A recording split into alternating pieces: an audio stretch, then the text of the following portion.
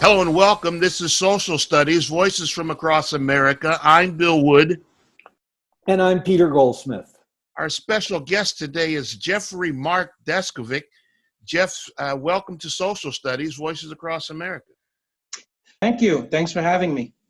Bit of background on Jeff before we get started. In 1990, Jeffrey Mark Deskovic was 17 when he was wrongly convicted of raping, beating, and strangling a high school classmate in Peekskill High School. He was 18 when he was sentenced to prison, where he'd spend the next 16 years of his life. In 2006, a new DA exonerated Deskovic with DNA evidence. Now he's a free man. We'll look at some of the details of his trial in the next half hour. Peter, this is a crazy story. It's a crazy story right from the beginning. I have many questions for Jeff today, many questions. Jeff, give us a little synopsis of what happened to you and why you were wrongly accused, because we've proven now in the legal system that you were wrongly accused. Give us a little background for a few seconds. Yeah, so my wrongful conviction was caused by a coerced false confession, prosecutorial misconduct, fraud by the medical examiner, terrible public defender. How does all that happen, Jeff? How can all those things go wrong? Well, because there's a lot of systemic deficiencies that lead to wrongful convictions, and they're not addressed by voluntary adherence to best practices by law enforcement, and they're not legislated, and therefore those cracks exist. Okay, so you now had DNA evidence which you could not present. Why? Well, I could present it. I had it. That was my defense at trial. I was convicted. There was a DNA test performed before the trial that the FBI performed, which showed that semen found the victim didn't match me. I did present it at trial, but what happened was the prosecutor got the medical examiner to commit fraud and claim that he found medical evidence showing that the victim had been sexually active, which is what opened the door for the prosecutor to say it didn't matter that the DNA didn't match me, that the semen could have come from consensual sex. Now, go ahead. Well, I was just going to say, so this was a jury trial. Yes. And the jury was fully convinced that you were guilty. Obviously. Well, they voted that way, but I'll tell you one interesting tidbit, not to jump too far ahead. One of the jurors reached out to my civil rights lawyer after I was exonerated and told my lawyer that he was glad that I had been exonerated because he never thought that I was guilty. So then why did he say you were guilty? He said that it was 11-1 at that point. He was the only holdout juror, and that the other jurors had been pressing him to switch his vote. And when the jury sent a note out asking the judge if they didn't come to a verdict, would they have to be sequestered over the Christmas holiday? And the judge said yes. That was why he switched his vote. They wanted to just get out of there. So a man's life was not as important as celebrating the Christmas holiday in your case. Exactly right. It took me 16 years to get out of there. Okay, let me ask you a question. Let's go back a little further here. When you were taken for a polygraph, which you were, I know where you live. I grew up in Webster County, so I know exactly where Peekskill is, and I know where Brewster is, and so forth and so on. You were taken to Putnam County and given a polygraph in Putnam County. Why wasn't that administered in Westchester County? Because the polygraph is carried out was carried out this procedure called Get the Confession, and that was the whole reason why the cops brought me to him, so he could do that rather than to a different polygraphist who had polygraphed some other people in the case, because they weren't going to do the shenanigans that this polygraph is pulled. So in other words, this was another tactic by the police to get you to confess, even though you belayed your innocence all the way through. Correct. Okay. So that establishes that. What I want to ask you now is, I want to go into the psychological part of this more than that. You get convicted, you're taken to jail. Where are you jailed, Jeff? Valhalla. I'm jailed at Valhalla, yes. And then ultimately when I'm sentenced, I'm sent to state prison, but you didn't ask me about that yet. Yeah, I didn't get to state prison yet. So you're put into Valhalla, and then what happens in Valhalla to you as an inmate? Well, I mean, there was times times I was threatened, times I was attacked. I mean, I made suicide attempt. Okay. And I was very depressed, and I couldn't believe that I had just been wrongfully convicted. And you were 18, 19 years old when this is going on? No, I'm 17 at this point. I was 16 when I was arrested. I turned 17 by the time of the trial, and I was 17 when I lost the trial. So I was incarcerated from age 17 to 32. So you were incarcerated as an adult from the day one? Correct, yes. Okay. And then after the sentencing and you moved to state prison, where do you go to state prison? Initially, I went to Downstate Correctional Facility, which is in Fishkill, because that's a reception center. Right. And then from there, I was sent to permanent housing. I was sent to Elmira Correctional Facility. Right, which is the western part of the state. Right. So I was there until 1995. Then in 1995, I was transferred to Eastern Correctional Facility, which is in Napanoch, New York. Mm-hmm. 2 months later, I was sent back to Elmira for 8 months. Mm-hmm. Then I was sent to Shawangunk Correctional Facility, which is the Maxi Max, which is in Wallkill, New York. Right. I was there for a year and a half, where I was nearly killed. I was beaten in the side of the head with a 10-pound weight plate because the inmates thought that I was a rapist. And then I was sent back to Elmira for a decade, and then I was transferred to Sing Sing for the last 28 days. And from Sing Sing, I went to court and I went home. Right. Why were you transferred all over the place? Is this not cruel and unusual punishment to ship a guy around like this? The state doesn't consider it to be that. In fact, compared to most inmates, they would say that I was not shipped around very much compared to other people. So this is common with inmates? Yes. Well, being transferred is common, but again, for me to be in one place for a decade and to be in one facility, 3 different occasions during my sentence, that's unusual. Most people are moved around a lot more frequent than that. And why do you think that was the case with you? Well, twice I had asked to be transferred closer to home because to go from Peekskill to Elmira was about 4.5 hours, which was a hardship for my mother to come to. So I asked to be transferred twice. There's something about the way that the state uses Elmira, and that once you go there, there's a good chance that you could wind up back in that prison someplace else before your sentence is done. And you wanted to be in Wallkill, which we know is much closer to Peekskill. Obviously, it's 30 minutes. Of course, yes. Right. Jeff, let me jump in here a minute. This is a hellish story, and one that people can only imagine what it's like. You mentioned that you tried to commit suicide at one point. Tell us about the pain and the anguish. Did you have a chance? Could you sleep? Your mind must have been, you must have been completely distraught. I was completely distraught. I was in shock. I felt hopeless, helpless. I felt like my life ended. All told, I made 3 suicide attempts overall. Wow. And how did you do that? How did you make suicide attempts? One point, I tried to hang myself with a blanket. Another time, this was shortly after I got bailed out, I took an entire bottle of extra strength Tylenol and I swallowed the bottle and I went to sleep, intending never to wake up again. And the third time, I was in the bullpen area at the county jail, and I didn't have a razor to cut through my wrist, and so I tried to I tried to cut my veins by biting through it. Wow! So that I just can't imagine. You sit there, the people that are watching this. It must have been a complete opening of the skies and angels to when somebody said, "Let me look at this for you, Jeff, and we think that you might be innocent." That must have been quite a revelation for you.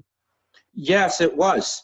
It was. But remember, I had to get to that point. I mean, the Innocence Project jumped on board. I mean, I did 16 years, so by the time I committed to my case, I already had in 15 years and 8 months. Let me back up a little bit here, Jeff, because I think we're getting ahead of ourselves. Okay. Okay. What can you do now? Now you're incarcerated and you understand your innocence, and nobody will listen to you. What avenues does an inmate have to go for a grievance or an appeal or any of those kinds of things? What is open to you, and what did you take advantage of?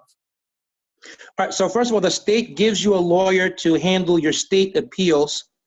So I had that, but I didn't rely on the lawyer by herself, because I had a terrible experience at trial with the defense lawyer, public defender. So I used to go to the law library and learn the law and try to keep up with the latest decisions. And I used to send those with suggestions to the lawyer. People came in the picture that didn't exist before that contributed money. So I had a lawyer on the federal level.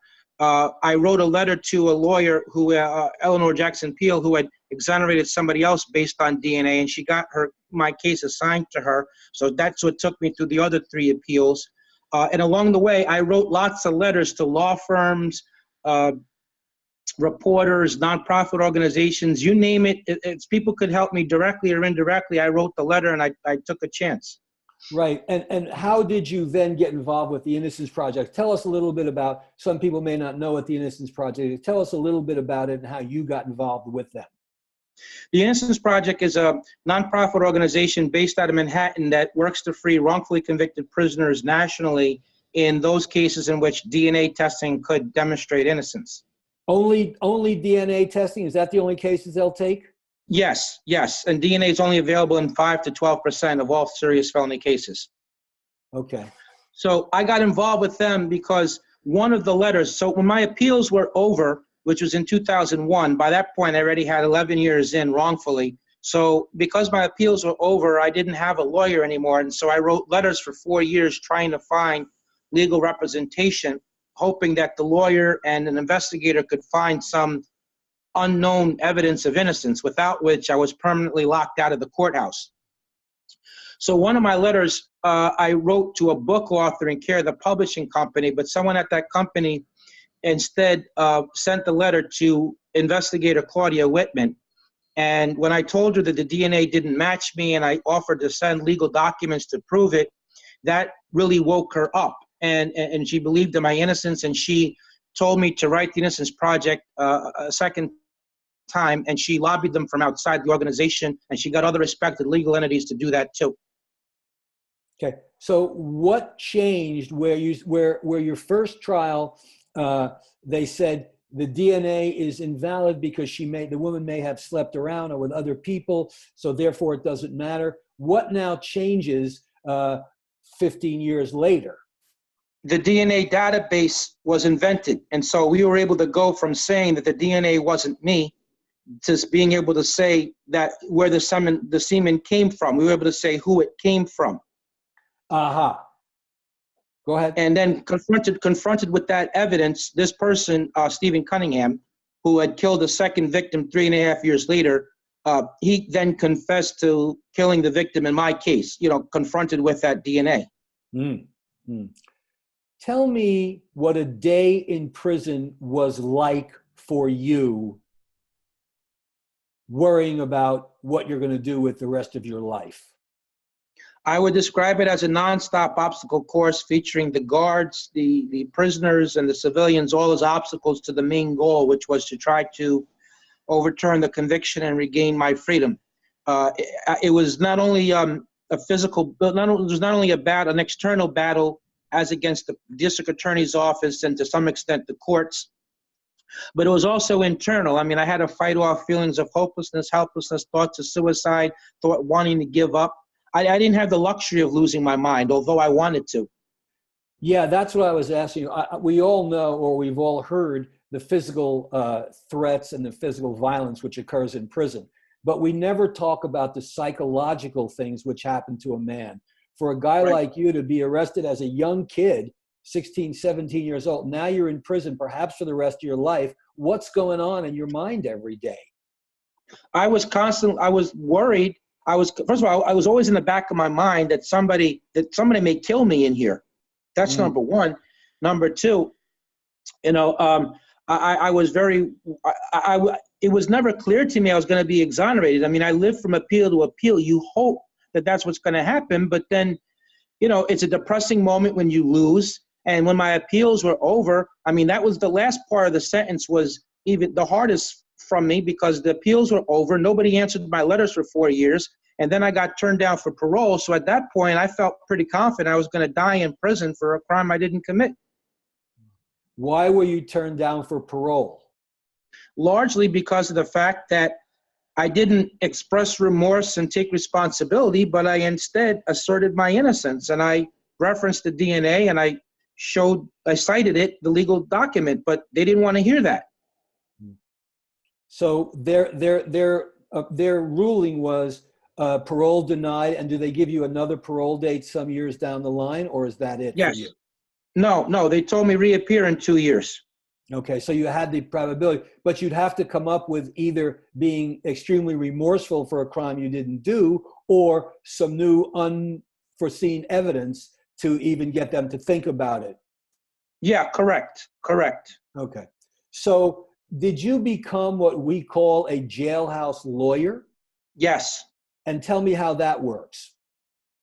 I went to the law library a lot, and I started studying the law as it pertained to my case. And people would give me different tips, as to generic areas of the law that I should look at.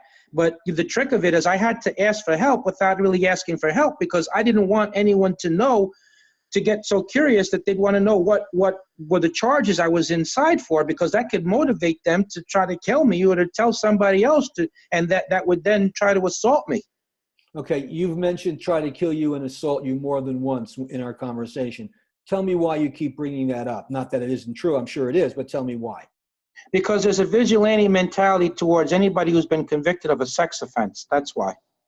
I see. So the fact that you were convicted of rape made you a guy vigilantes would take action against. Correct. Yes. Okay. So you're in the law library, you're studying all day, and you're there, and someone says, "What are you doing here?" Your answer is what? Yeah, I'm researching the law. I'm working on my case. What same thing you're here for. But occasionally people would ask me, what are you in for? And I would use prison parlance to tell them I was in there for a murder case. I would say I have a body. The phrase I'd say I have a body. The phrase in prison parlance is I have a body, which is a way of saying I have a murder case. Obviously, I would leave out the rape part of it. Obviously. So for murder, I know it's not funny, but for murder you were locked up to, but for the other one you were an outcast. Correct. Yeah. Ironically, for a murder, I mean, that might engender some respect. Crazy as it is, but crazy as it is. Right. So your story ends wonderfully, and obviously we're really happy to have you with us, and you're out.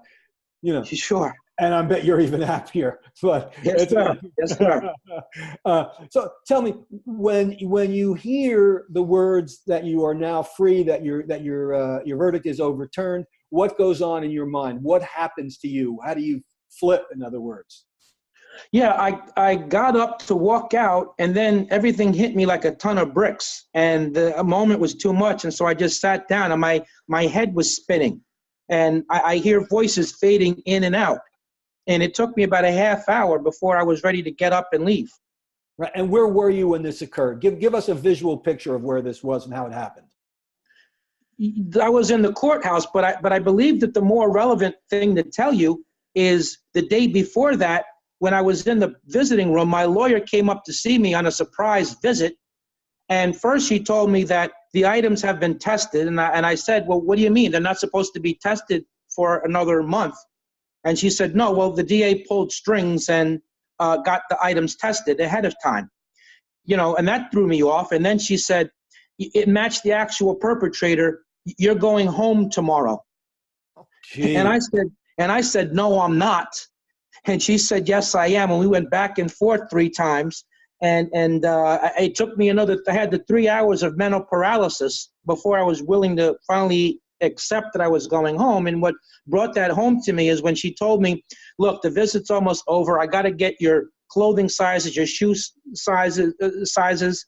And then a different fear entered my head, which was I thought that something was going to happen between that day and the next, which was going to cause the prosecutor to change her mind and fight against me. So that's the day before. The day of, I mentioned what I said already. And finally, when I got up, as I started taking one step in front of the other and nobody stopped me, it started getting more and more real. But just to speak the last point as to the surrealness of it, that was my first words at the press conference was, is this really happening? Right. Wow. Right. You had mentally fortified yourself that this is where I'm going to live the rest of my life. And when this occurs, it's, as Bill said before, it's a miracle. Correct. Yes. And the other thing too is by that point, Peter, I had become afraid to hope anymore. I had become afraid to hope, afraid to pray, afraid to do anything because it hurts too much every time I lose. And I was always lose. I lost 7 appeals and I got turned down for parole. That's 8 after losing a trial that I really should have won. That's 9. That's 9 times. Let's talk a little bit about that, because that losing hope actually goes back to your original police interview where they put words in your mouth and you gave in to what you were suggesting just to get out from under the, I can't think of any other word other than harassment that they were putting you through. Correct. Yes. Look, I was taken to Brewster from Peekskill. It's a school day. So my parents don't know where I'm at. I don't know where I'm at. I don't have any money at that age, so I have no independent way of escape. I was not given anything to eat. I have no lawyer present. I was subjected to the good cop, bad cop routine. And I was interrogated for 7 hours. I was threatened. They gave me false promises. And in the end, I was overwhelmed emotionally and psychologically, and it reached the point where I was in fear of my life. The fact that I didn't know where I was and nowhere else did either, that loomed very large. And then I was told, look, just tell them what they want. They'll stop what they're doing. You go home afterwards. You're not going to be arrested. I was desperate to get out of there, and so I leapt onto that. By the time it was all said and done, I had collapsed into a fetal position on the floor, crying uncontrollably. Peter, that's an incredible story, and we have to remember that what happened to Jeffrey Deskovic is a real story. It's not something from some Hollywood detective show, Law and Order or CSI or NCIS. This is the real deal. Oh yeah, Bill, this is not only the real deal, which happened to Jeff, but this is the real deal, unfortunately, that happens far too often. And we see these wrongful imprisonments far, far too often. And what we don't realize is that's a human life. Jeff gave up his life between the ages of 17 and 33 for something he didn't do. I don't care how much you're compensated, if you're compensated at all. Boy, that's a chunk out of your life I don't think anyone in our audience would want to miss. Yes, 16 years is unconscionable to think that somebody would refuse to do DNA evidence when it was available, would refuse to even listen to what the possibilities are that he might be innocent. And this happens more times than we want to believe. It's I can never get these numbers right, but what is it? 5 people, his own foundation in 7 years of work has managed to free 5 people who have been wrongfully convicted.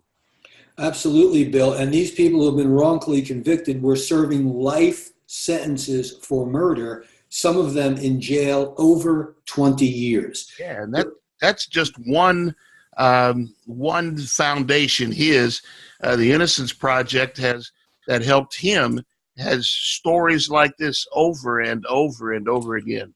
Yeah, and I think, again, Bill, you and I decided after watching the original interview that we need to do a part 2 on this, and I think that's what we will air in 2 weeks' time, because this story is just beginning. We've seen what happened to Jeff, and now we're going to see how he reacts to all this negativity, and that's the greatest part of this story. It's an incredible story that he's even standing, that he didn't give up, that he managed to navigate the situation, and all of the times where they told him no, he managed to stand up and, in the parlance of the street, maybe said, "I'm a man and you're not going to do this to me." Good for him. And it's a phenomenal story. So until then, we tell the rest of the people that are in our audience, take care of each other and respect each other. Peace.